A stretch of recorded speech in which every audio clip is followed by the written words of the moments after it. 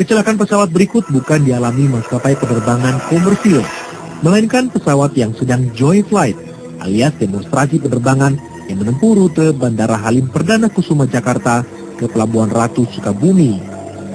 Di penerbangan pertama, pesawat yang dikemudikan pilot andal Rusia Alexander Yablonchev bisa melahap rute sepanjang 140-an kilometer tadi dengan mulus.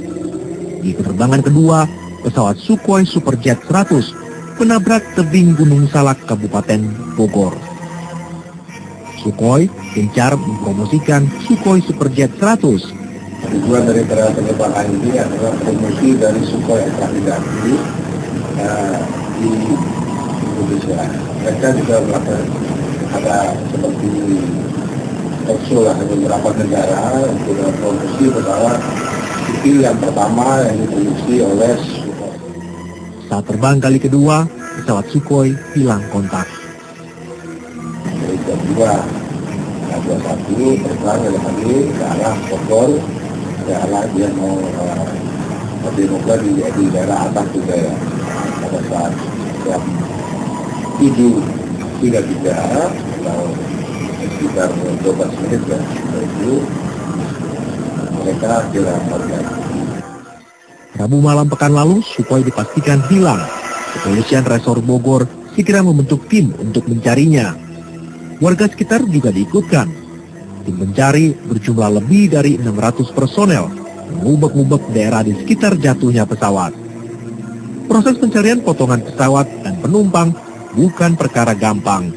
Medan berat dengan kemiringan mencapai 85 derajat dan cuaca yang tak bersahabat menjadi penghambatnya. Pada Kamis atau hari pertama pencarian, baru ditemukan lokasi jatuhnya pesawat. Komandan Lapangan Udara Halim Perdana Kusuma Marsikal Pertama TNI Adang Supriyadi mengabarkan titik jatuhnya Sukhoi. Sekarang pun para rescue ini belum sampai di Karatai karena kendala kondisi geografis. Karena kita naik itu bukan berjalan, tapi kita seperti halnya kita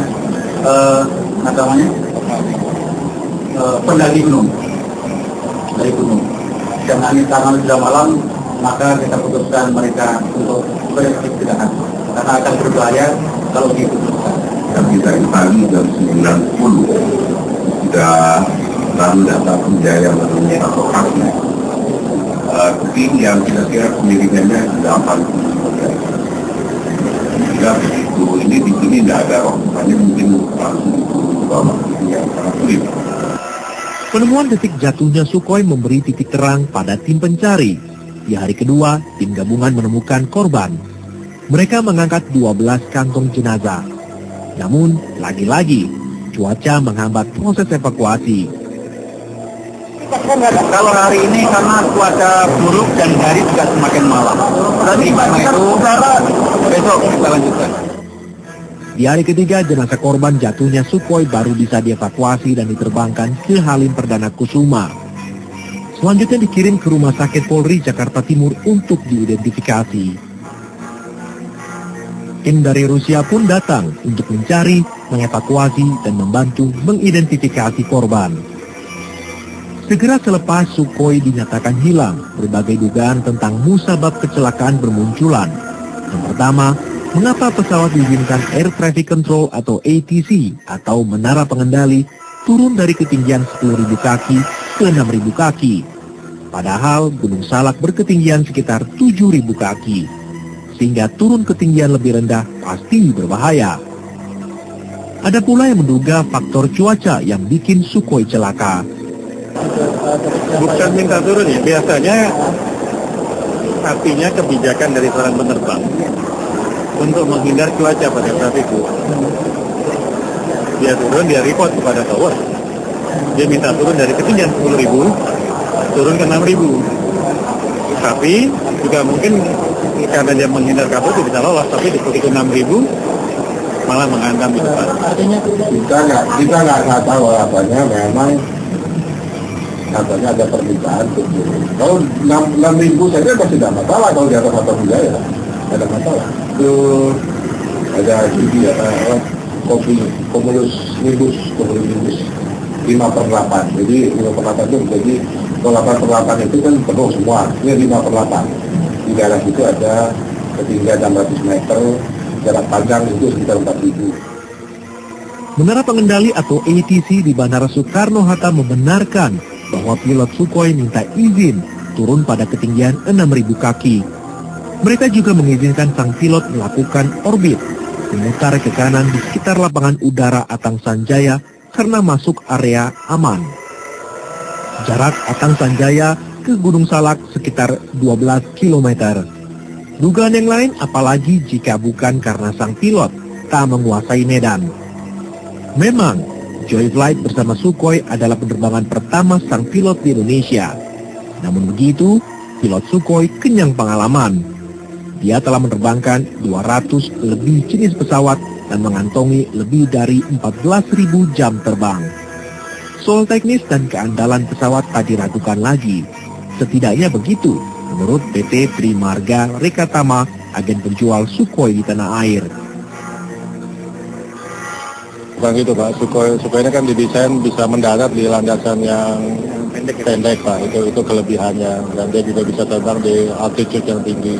Enggak, biasanya kan pilot sebelum terbang pasti kan mengajukan flight plan Pak, pasti akan konsult dengan pihak bandara, pihak tower, pihak otoritas. Jadi kalau dibilang dia tidak hafal ya, saya nggak ini ya, pasti akan dipelajarin semuanya Pak. Ada masalah teknik di sana Pak?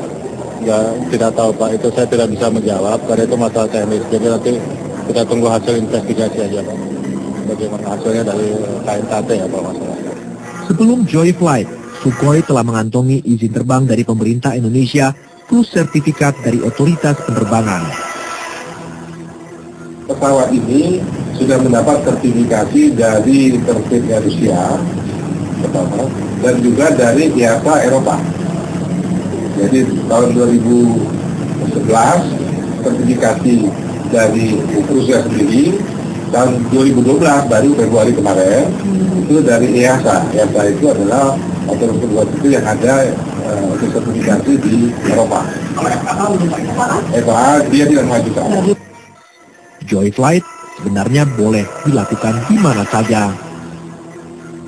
Joy Flight itu di mana aja, asal aman. Di mana-mana juga Joy Flight itu kan boleh. Kalau ini kebetulan dia pesawatnya kena misep.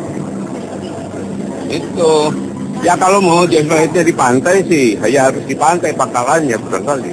Di atas laut, nanti kalau nyemplung ke laut juga sama juga ya. That is problem dari penerbangan. Sukhoi Superjet 100 memiliki teknologi fly-by-wire modern, bisa mendarat di landasan pendek serta irit bahan bakar.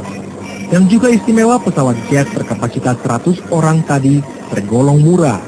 Harga per unit antara 31 hingga 35 juta dolar Amerika atau hampir 280 miliar rupiah. Penyebab pasti kecelakaan Sukhoi baru bisa diketahui setelah Komite Nasional Keselamatan Transportasi KNKT membaca informasi kotak hitam atau black box dan melakukan penyelidikan secara menyeluruh. Paling cepat bisa diketahui setahun mendatang.